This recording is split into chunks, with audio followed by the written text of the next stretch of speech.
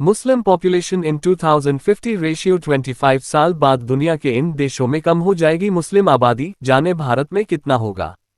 2050 25 साल बाद दुनिया के इन देशों में कम हो जाएगी मुस्लिम आबादी, जाने भारत में कितना होगा बदलाव। प्यू रिसर्च सेंटर की रिपोर्ट के अनुसार 2050 तक इस्लाम दुनिया का सबसे बड़ा धर्म बन जाएगा और भारत सबसे बड़ी मुस्लिम आबादी वाला देश होगा।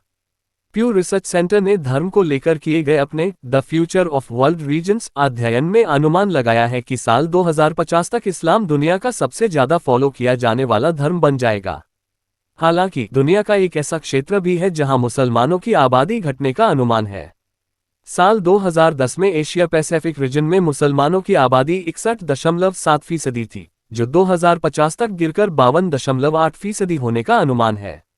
यूरोप में मुसलमानों की आबादी 2050 में 2.7% रहने का अनुमान है, जो 2010 में भी 2.7% थी। प्यू रिसर्च सेंटर ने अलग अलग धार्मिक समूहों की जनसंख्या वृद्धि और बदलाव का आकलन किया है।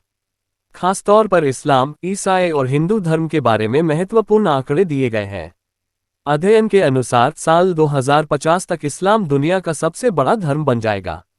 इस्लाम की वृद्धि दुनिया भर में उच्च प्रजनन दर और युवा आबादी के कारण होगी। हिंदू धर्म 2050 तक दुनिया का तीसरा सबसे बड़ा धर्म बनने की ओर अग्रसर है। प्यू रिसर्च के अध्ययन के अनुसार हिंदू धर्म की वैश्विक आबादी 34% बढ़ेगी, जिससे 1.4 बिलियन हिंदू होंगे।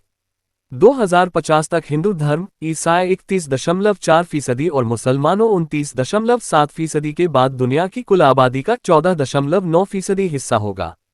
अध्ययन में ये भी कहा गया है कि भारत हिंदू धर्म का मुख्य केंद्र बना रहेगा, लेकिन इसी समय भारत इंडोनेशिया को पीछे छोड़ते हुए सबसे बड़ी मुस्लिम आबादी वाला देश भी बन जाएगा।